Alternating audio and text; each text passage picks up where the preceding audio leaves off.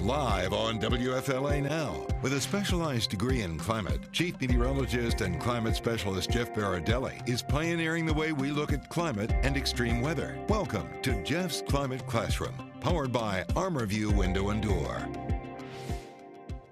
Extraordinary. That is the way that the National Hurricane Center, the folks at NOAA are describing what could be this upcoming hurricane season.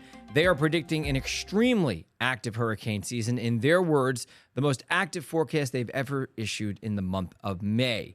And I will tell you, if you've been watching us here at WFLA, we've been talking about it too. All signs are pointing, unfortunately, in a very active direction for hurricane season. We're going to be talking all about that. I want to bring in my guest today, our very own Val Simpson, who is undoubtedly also concerned about what's going to happen this upcoming hurricane season. Yes. Hi, Jeff. Hi, everybody. Thank you for tuning in. And yeah, we're going to dig into why, right? Why is it that they are calling for a extraordinary, very active hurricane season this year? So I can't wait to get into it. Yeah, so this truly is an extraordinary forecast. So first things first, let's just kind of put it up on the screen for you. These are the numbers. With their forecasting, and it's a wide range, and NOAA always has a wide range, whereas a lot of other forecasts just pinpoint one number. But NOAA's forecasting 17 to 25 storms, 8 to 13 of those becoming hurricanes, and 4 to 7 of those becoming major hurricanes. So to put it into some perspective for you, the average number of named storms right now is about 14. That's the average over the past 20 or 30 years. The average number of hurricanes is 7. And the average number of major hurricanes, this is an important one, is 3. So their forecast is for about 50% more activity than we'd see in a normal year, maybe even a little bit more than that. Colorado State University, very similar with their numbers, as you can see on the right, 23 named storms, 11 hurricanes, and 5 major hurricanes. And this is, again, the most active forecast that NOAA has issued. So, Val, yeah, go ahead. Before we, because I think you jumped into it, you didn't even let me tell everybody that I have my trusty buzzer with me. Oh, wait, hold on. Let me bring you up so people can see. Can everybody hear this?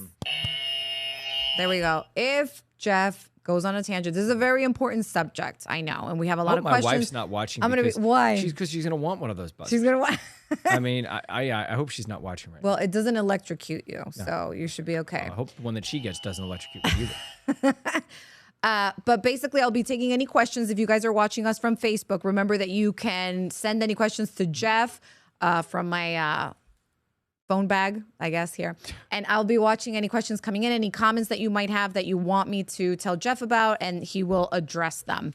But Jeff, my first thing is, could this become the new normal? Now that, since you just went over what the average numbers are, is there a possibility that we could see total named storms in the 20s? Is that going to be like the new norm? Well, I hope not, but I will tell you over the past few years, if it's just the average of the past few years, I mean, that's what we've been seeing, right? 2020, we had 30 named storms.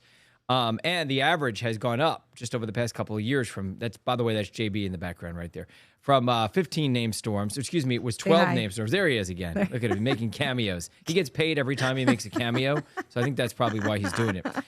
So we used to average 12 named storms, and now we average 14 named storms. That changed a few years ago because we've been seeing more of these storms. So the answer to your question is, we could definitely see this become kind of the normal. Although I will tell you that one of the reasons we're predicting an overactive season is not just because waters are warm. That's the main reason. It's because we're transitioning out of an El Nino into a La Niña right now. Let's talk about that for a little bit. All right. So why don't I bring up the map and show you what's going on? So 2 things. First of all, it's record hot on average in the Atlantic right now. Record hot everywhere. I mean, when I say everywhere, I mean record hot in the main development region, tropical Atlantic. Development region, it's also record hot in the Caribbean. And it's also record hot in the Gulf. So not just overall, but it's all the basins are record hot right now. So no matter what trajectory a storm might take, it's going to go right through very hot waters. Is that what you're saying? That's right. And a storm is much more likely to be destructive once water temperatures jump just a few degrees from, let's say, 80 or 82 up to like 85 or 86. Much more, like 5 times more. Wow. So let's also show you what's happening in the Pacific, because this is important.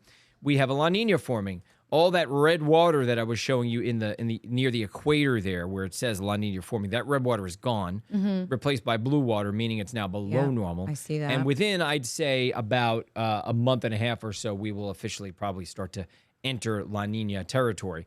And the reason why that's important is if you look at that map right there, and let's say you're a storm. Picture yourself as a storm, Val. Yeah. You're a storm. You're trying to decide, should I develop in the Pacific or should I develop in the Atlantic? You're going to develop wherever the most energy is. Right. So actually, there's something to this. The atmosphere becomes more conducive to formation in whatever basin is relatively hotter. So that's number one.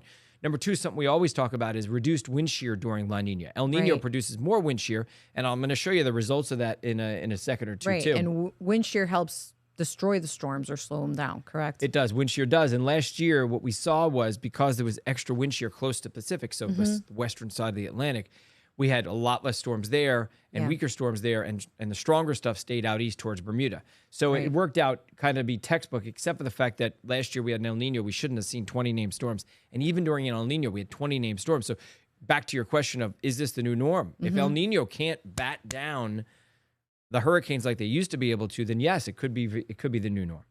Yeah. Yeah. Wow. You know what I have next in here is showing you what's happening across the tropics right now. Okay. So there's that area that you see that's over like east of the Bahamas. Yeah. There's about a 10% chance, I think, or it could actually gone up a little bit. Let's see. It's still 10%. Okay. Chance that that'll develop as it heads northeast. But it's nothing that we need to worry about because it's not heading in our direction. Okay. Yeah. Very good. And across the rest of the Atlantic, there's just nothing going on right now. But but there is a little tropical wave to the west of the Cape Verde Islands. And I was going to say, being that the waters are so warm, wouldn't we see more preseason activity? Yeah, this is a great question. And I had this as my Berardelli bonus, I think it was 2 nights ago. Yeah. And basically what I talked about is you need a seed. You can't form a storm off nothing. So there has to be like an old front. Can't get old front right now because that big heat dome that's across the Gulf of Mexico. Oh, that's right. Sweltering in Mexico. They're running out of water in parts of Mexico right now. Monkeys are falling out of trees. I mean, that's how bad the heat is down there. But anyway, it's blocking fronts from getting into the Gulf of Mexico. I'm going to buzz you. Okay, what? That was too. I went over that too. Monkeys falling out of trees. Monkeys aren't falling out of trees. There's major protests going on in Mexico. Even the police are involved with the protests because they can't get water. Oh, wow. Yeah, it's a horrible drought situation. It's been going on for a little while. It's getting worse now because of this big heat dome. Yeah. Anyway, but the point is now the heat dome is not allowing fronts to get down there. In addition, it's not just heat domes, right? It's upper level low. So there's a little low pressure system out there by the Bahamas. So that could form. But up until 2 days ago, we didn't have anything, no seedlings. And the last one's a tropical wave. And there really hasn't been a tropical wave, although I'll show you just to the west of the Cape Verde Islands, there's a little bit of thunderstorm activity. It's been ripped apart, but there was a tropical wave yesterday there. It's the first one of the season. So there are finally seedlings that are starting to appear, Val. But the bottom line is without any seedlings, you can't have a storm. Yeah.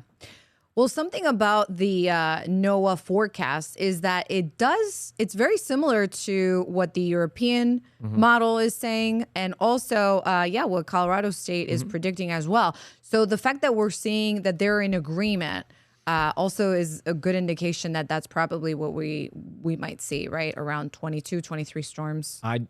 I see no reason to doubt that at all. I'm in complete agreement on those numbers. And the reason why I say it's not just them, it's the UK Met Service, so the UK Meteorology Service. University of Pennsylvania has 33 storms in their statistical forecast. That's probably not likely to happen. But it goes to statistical models are probably can't deal with this anomalous situation. And what I mean by that is it's just so strange to see what I'm about to show you across the Atlantic Ocean. The statistical models, it's almost out of there. It's like something they've never seen before. And so when you try to do stats on this, the statistical model comes back with results that are almost shocking and maybe not believable just because, it's rare that you'd ever see anything like this. I mean, record territory there, record territory there, record territory there. So the result of that is, and the fact that we're going to have a La Niña, the result of that is it just feeds into what the statistical models look for, and everything is ringing red, right? It's an alarm. And the other thing is here, so this is a classic pattern that we look for, Val, for very hyperactive hurricane seasons. And that is, where is the warm waters? Not just is it warm, but where is the warm water? And this is it, this classic horseshoe pattern where the warm water is in the North Atlantic and then the Canary Current down off the Canary Islands and then making its way down into the tropical Atlantic. Well, it's literally out of a textbook. You could put this in a textbook and this would be what we would say would be the classic hurricane season. So that's the reason why the National or the National Oceanic and Atmospheric Administration, NOAA, is saying it's going to be an extraordinary hurricane season. Yeah. Yeah. A lot of indicators there. Yeah. Very good. So moving on, when do you think that we are going to be transitioned 100% into La Nina? Probably about a month and a half, 2 months or so. Okay. You know, and that'll coincide with the beginning of what is peak of hurricane season. Oh, okay. So we should be in La Nina by then.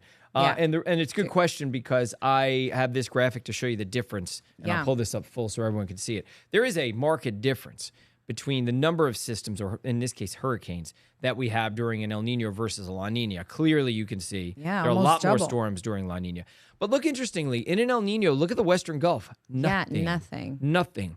And that's because in an El Nino, with the warm water in the Pacific, causes stronger winds in the upper atmosphere, which buffet the Western Atlantic basin. So you generally have less storms. Not no storms, but less storms.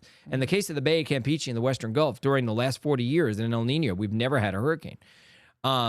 Now, in La Nina, it's almost double the number of hurricanes. Not quite, but almost double. In fact, I think I have another way to show this to you, but with a bar graph.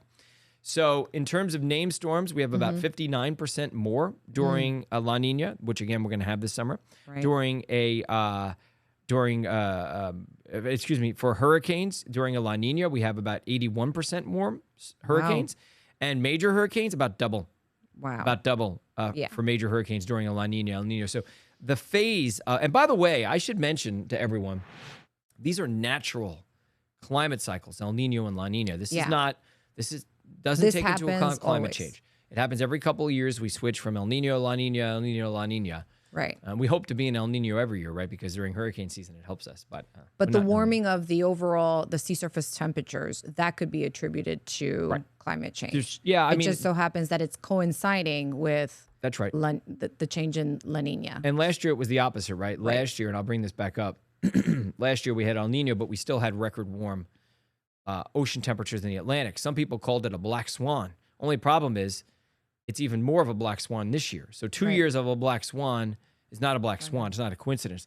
So looking at this graphic, and I'll pull it up with both of us there, there's a couple of things happening. First of all, yes, the background baseline has warmed. The Atlantic and the Gulf and Caribbean. It's warmed around 2 degrees Fahrenheit in the past 40 or 50 years or so. But then on top of that, after an El Nino and during an El Nino, we tend to concentrate heat in the tropics, not just in the Pacific Ocean, but also in the Atlantic. So there's some of that going on where natural climate patterns are concentrating the extra warmth in the tropics too. So it's not just climate change. It's also just the distribution of. So honestly, everything's just lining up like that this year. Yeah, kind of like a perfect storm. Yeah. So having more storms means that it increases our chances of making landfall. Because even though, last year we did see a lot of storms, a lot of them what we called fish storms. However, this could increase the chance of us getting hit. Is that right? Yeah, and we know that during La Ninas and La Ninas, there's a difference in the amount of landfalls that we get. So before I bring up the graphic, or wait, I have the graphic up already. Hold on, don't look. Show me. Why People not? Didn't see that. No, you already gave it away. I know. I'm buzzing you for not paying attention. I'm sorry. I'm looking. I have 2 screens in front of me. I'm gonna have to. I don't know how you do it. I don't know how. There's too many screens. You guys don't know, but Jeff is actually trying to host this show. He's also producing it as he's going along. So hats off to Jeff. Yes, I'm only talking. Honestly, and I'm watching not. your message. And anybody who knows me knows that I can only do one. I can't walk and chew gum. I'm good. I'm really good at focusing on one thing, but I can't walk and chew gum. So you're honest about that. Yeah. Oh, I'm honest about everything. Yes. I mean, honestly, I'm not holding back. I don't know why I said about that. About everything. Yeah. But so let's talk about it. Before I show you the graphic El Nino versus El Nino, and I'm going to show it full. Yeah. One other thing stands out about this year is that our seasonal computer models this spring have been forecasting a storm track into the Caribbean and towards Florida. Okay. And is it going to be accurate? Are they going to be right that peak season we're going to see these tracks into the Caribbean and towards Florida? Well, let's look to last year. The seasonal computer models last year were forecasting an average storm track over Bermuda. And you know what? They were exactly right. I have no reason to doubt that they're going to be right this year, that the average storm track is going to be a lot closer to home. Yeah. I don't say home meaning Tampa, just home meaning the United States or the Caribbean or Central America. Okay, so let me bring this up. Now, this is from a friend of mine. His name's Steve Bowen. He is with Gallagher Reinsurance. And they, of course, look at this very closely because it means a lot for insurance. This is not just an estimate of landfalls in the United States. It's also a measure of how much damage there's going to be, right? So if you look at El Nino, we've had 15 landfalling hurricanes during El Nino on the left side. Yeah. Then on the right, that's La Niña. There's been 50. So the amount of landfalls of hurricanes goes up by like it's more than three times. More than 3 times. Okay.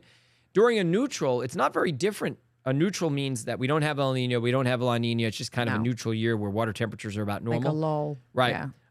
It's also overactive in those active. years. So it doesn't matter if it's a neutral or La Niña. We still see a lot more, about 3 times the amount of landfalling hurricanes in the southeast or along the East Coast. And the amount of damage is also exponentially or a lot higher during La Niñas and neutral years than it is during El Nino. So again, everything, Val, is coming together for what looks to be a very active, and I would say hyperactive hurricane season. Now, there's a definition to hyperactive, and it's related to the amount of accumulated cyclone energy. And the amount of accumulated cyclone energy is just how much energy is used up and dissipated by all the storms over the basin over the year. We just add it up. One storm, and the way it works is, okay, it's a storm, it's a Cat 3, it lasts for 20 days. All right, how much energy does a Cat 3 produce in a given day? Yeah. And then multiply that by 20 days. It's a Cat 1, it lasts for 2 days. Hyperactive. Add it. So anyway, but they're not hyperactive saying is what? Hyperactive is not being used, the word hyperactive, to describe what... I'm using it because I think it's going to be, but it just depends upon how much accumulated energy there is at the end of the season. And I don't know exactly what the definition is. It's somewhere over 200 units of ACE. But most of these forecasts are forecasts. So the average was something like 120 units. I think that's the average. Yeah. And the forecasts are for 2 to 250, I think. So I think it's going to be a hyperactive hurricane season. Now, I want to talk about the trajectory of some of these storms, especially going into the month of June. Okay. Specifically because we know that it tends to get a little bit more active in the Gulf of Mexico. And that could be very close to home for us here in Florida. That's right. And it's good because we'd rather have a storm in June than we would in August or September, right? Yeah. Because, September obviously are all the eyes. So that's right. The eyes. That's the most retired storm name. Yeah. Maybe if we just got rid of the letter I, we like could eliminate our chance of being hit by. Did you say that? Like getting rid of the number 13 in elevators? Are you saying that's genius? I think it's genius. They got rid of the 13th floor in elevators. Let's get rid of the letter I completely, and we won't have to worry about hurricane landfall. I agree. If you agree with Jeff, leave me a message on the Facebook page so that I can let him know. But let me bring this back up. Let's see that. Tropical development during June, you asked about, right? Yeah. Okay, so the reason why most tropical systems form close to land or in the northern Caribbean or the Gulf of Mexico this time of year, because they normally form on old fronts. It's also the reason why so far we haven't seen any development because, again, we have this big heat dome across Mexico and Central America, and it's not allowing old fronts to get into the Gulf. Now, that could change next week. Oh, and by the way, one other thing that I wanted to put a graphic on it, I didn't. I meant to do it and I forgot. What's that? But so this large-scale climate pattern that traverses the Indian Ocean, the Pacific Ocean, and all the way across the Atlantic Ocean, we can actually track that because we can see where the air is rising and where it's sinking. Well, this big air mass of rising air, which is making its way across the Pacific, will be right on top of the Caribbean, the Gulf of Mexico, and the Atlantic starting at the end of the first week of June into the second week of June. So theoretically, if we don't see anything form before then, that will be the time when we probably end up with the threats of overorganized storms or actual tropical storms. Yeah. The second week of June. The second week of June. So that's about 2 to 3 weeks from now is when we're going to start to see everything kind of activate. And that's because we can now, and this is how sophisticated our computer models have become. That's amazing. We can track these big, very nuanced and kind of subtle areas of rising air that periodically make their way across basins, and we know there's going to be one of them across the Atlantic starting the second week of June. Very good. I'm making a note of that, and then we can go back and see if I was right or I was wrong. Okay. I'm making a note of that. Okay, good stuff. Yeah. So like what you were saying here, basically they form with old fronts, right? That's what you were saying. Storms would most of the time, this time of year, when storms form, they form on old fronts. And then when we get closer to August and September, they form on tropical waves. Waves. And they can form on tropical waves earlier in the year too, but it happens a lot more past like August 10th, August 15th or so. That's why things really start to heat up. It takes a little while for the background of the Atlantic to moisten up. Okay, let me just bring you back up here. A couple things. First of all, at the beginning of the season, we tend to have more dust off of the Sahara Desert. That prohibits tropical storm formation. Usually an atmosphere that has dust has about 50% less moisture in it. You need moisture in the atmosphere to form storms. Right. That's number one. Number two, it takes a while for the Atlantic not only to lose its dust, but also increase its, on average, moisture content. That doesn't happen until about August, where we see, the amount of moisture content in the atmosphere in the tropics go up. So that's another reason why at the beginning of the season, we tend to see not that many storms. Things don't really get going. Also, wind shear tends to be a little stronger in June and even July. In fact, you know what's interesting, Val? Because we don't, this you're going to find interesting. Let me go back to this graphic and bring it up. And then we can start taking some viewer We do questions. have a lot of questions and comments, so let me know. I'm going to explain this real quick, and then we'll take viewer questions. So we tend to have less systems in July than we do in June. Why is that? Why? It's because fronts can get to us in May and June, but they can't get to the tropics in July, right? Fronts are synoptic. They're wintertime phenomena. They separate cold and warm air. So when we lose the cold air, the fronts can't get into the Gulf of Mexico anymore. And once they can't get into the Gulf anymore, then there's no seedlings to form storms anymore. And so we end up seeing, let me do this because I'm Italian, I have to do this. We see an uptick in June, and then a little downtick in July, and then an uptick in August. So, but you're saying that because of this heat dome that's right over us right now, we're not seeing that. What if the heat dome sticks around for the first 2 weeks of June? Then we. Well, I have an hour. I can look into the future. And see that actually the heat dome is going to weaken over Central America and Mexico by the end of next week. Gotcha. And we're going to see some impacts here in Florida where we'll get a little drier air. Not going to cool down, but we'll dry. So, but that could end up being the prevailing pattern, Val. You make a good point. We might see it bounce back real quick. Right. Or it may reposition itself over, and what it may do by the end of next week in about 10 days, it looks like it's going to reposition itself as a heat dome over the western U.S. So it may oscillate. It may stay over the western U.S. It may head back down to Mexico and Central America. So we don't know exactly what's going to happen there. Okay. Well, I'm going to start taking some comments because we have a lot here. Let's see. Some folks, let's see if they have any questions. I'm going to bring up this graphic. A lot of people saying thank you, WFLA news producers, for providing this format. Yeah, and again, I'm not here to scare anyone at all. I would just say to everyone, it's better to be safe than sorry. This is going to be an active hurricane season. What I think is most concerning about this hurricane season is not necessarily the number of storms. Remember, we had 20 storms last year. So there was a lot of storms, but most of them were weak. There were some strong ones. This year, it's going to be the opposite. This year, I think we'll probably see a lot of storms again, maybe a few more than last year.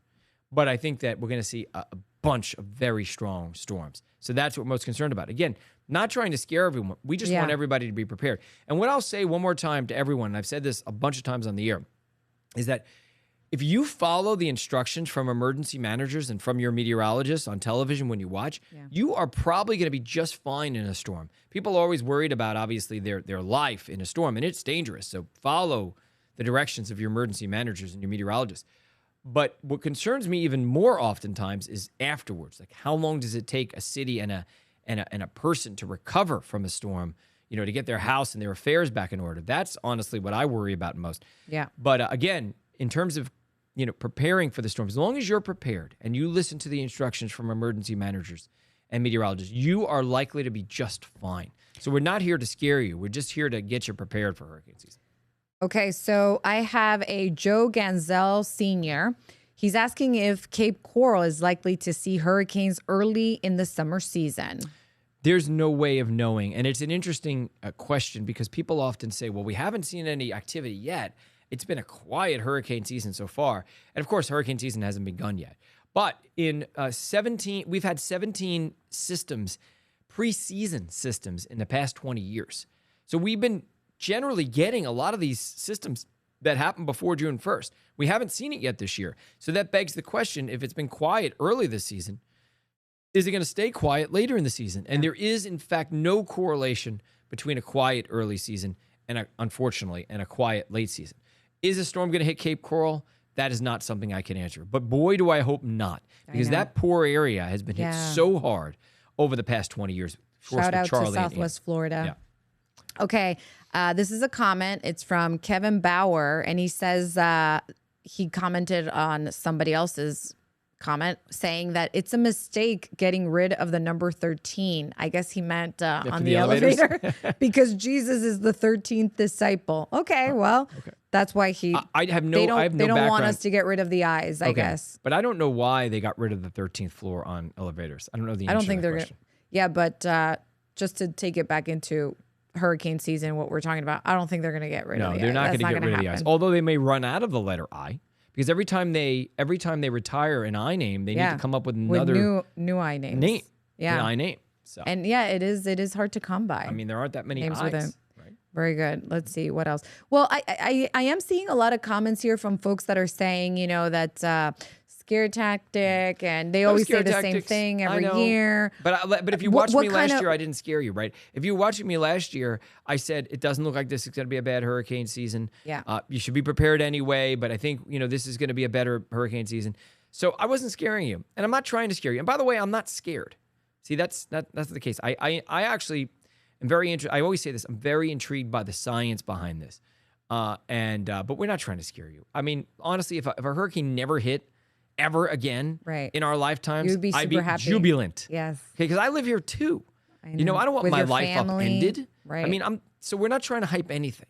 I don't get paid to hype. I promise you that. Okay. Yeah. So basically, are you just trying to say that we just have to be prepared? Is that your... Well, so let me bring up some just, things that you can do right now. There's not much you can do, obviously. Not everything. You can't do everything before a storm hits. Jasmine Seeley wants to know about Daytona Beach. Yeah, these are all good questions, but honestly, there's no way of knowing. I will talk a little bit about Daytona Beach in a second. And so hang on, just give me a second. Let me get through these hurricane preparedness things, and then we'll talk about it, because that is an interesting question. I have a very interesting answer about Daytona Beach too. Okay. We'll hold off to... Yeah. Okay. So hurricane preparedness, just a couple things to do right now. Know what your evacuation zone is. This way, if an emergency manager tells you you're in evacuation, whatever, you know where you live. That's number one. You know where you're going to go. Do you have a friend or a family member you're going to go to in Orlando or Gainesville or wherever, Miami? Know where you're going to go. And also know that it's not in an evacuation zone that could be comparable to your evacuation zone. And also just get your supplies. If you can get them early, if you're at Target or Walmart or wherever, get your hurricane supplies. Make sure you have your documents in a kit so that they're protected, maybe in some type of plastic covering, so that, they're not going to get wet. Okay? We got more questions. Well, okay, so let me get back to answering the question about Daytona Beach. Yeah. It turns out that there's only one place that's less vulnerable to hurricanes in the Tampa Bay area in the southeast, and that is the Space Coast, and not the Space Coast, north of the Space Coast, out towards Jacksonville. Because the coastline kind of juts in like that. Yeah. And so because of that, they get a lot less hurricanes than most places and so geography plays an important part. Just like geography helps us in the Bay Area, Tampa, it also helps areas from Daytona Beach north to Jacksonville and And you had that information from a study you did last year with Columbia, Yeah, right? that was part of it, yeah. Okay, Carolyn Masterson says, new to living in a townhome for this season, is it safer to leave the car out or in a garage? I mean, obviously, if you can put something inside, it'd be better. Yeah. Okay. Carrie Glover, when can we expect to ramp up the ramp up of the storms to begin? I think you did mention that, but if you can go ahead and... I think we'll see a jolt of activity the second week of June. And as soon as that favorable environment fades, it'll probably go quiet again starting sometime at the end of June or beginning of July. It may be quiet for most of July like it usually is, but that's not always the case. Sometimes, especially in years like this, we get a storm. And then everything really ramps up around August 10th or 15th. Okay, we have a question from Nicole. Will the East Coast or the West Coast be affected more? There's no way of knowing for sure. I would say if my money is on South Florida as being an area that's under a little greater risk this year because of the trajectory of hurricanes from our seasonal climate models this spring. So I would say South Florida is probably, and maybe the East Coast at least for the first half of the season. Lori Ann says that she appreciates your education on these episodes. Thank you. Tell her thank you very much. Oh, she can hear me. Thank you very much, Lori Ann. Yes. There's a lot more questions here. Guys, I'm going to have Jeff go onto our Facebook page, and maybe you can go through them. And if you see anything that might be a teachable opportunity if you want to answer some of those questions, because we do have a lot of comments and questions. And but I do a lot of Berardelli bonuses on the air, Val. So if you want to send a question to us, send it Great to weather idea. at WFLA.com. Again, weather at WFLA.com. I use them. Sometimes I get great questions, and I can make it into a segment, so it's great. We're running out of time. Our time is right? up. Yeah. Okay. We got to go. All right. So let me just do one more thing. If you want to check out the forecast from NOAA and some of the reasons why we think it's going to be probably a very active season, you can go right here to our website, WFLA.com, and you can find it on either the homepage or you can click on weather, the weather section, and Climate Classroom. And I think that you'll get the information you need. In addition, you can listen to this on YouTube. We're going to package this up, send it there, and Spotify as a podcast, and also Apple Podcasts as well. So I want to thank the lovely and talented Val Simpson. Thank you, Val, as usual, for joining me today. Thank you. Always a pleasure. Until next time. And I want to thank everyone at home for joining me as well for this episode of Climate Classroom. We'll see you again next week on the Climate Classroom. Thank you very much, everybody. Watch or listen to Jeff's Climate Classroom, powered by Armor View Window and Door on WFLA social media platforms, and find Jeff's climate reports on WFLA.com.